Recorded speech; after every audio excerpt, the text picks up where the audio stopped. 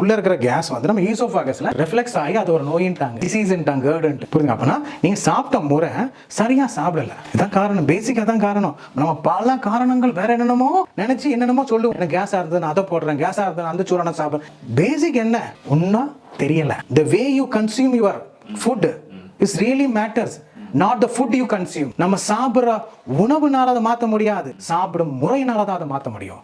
நம்ம சாப்பிடுறோம், நம்மளோட சலைவா செக்ரிகேஷன் ஆகணும் ஃபர்ஸ்ட். செகண்ட், நம்ம குடல்ல இருந்து ஹைட்ரோக்ளோரிக் ஆசிட் செக்ரிகேஷன் ஆகணும்.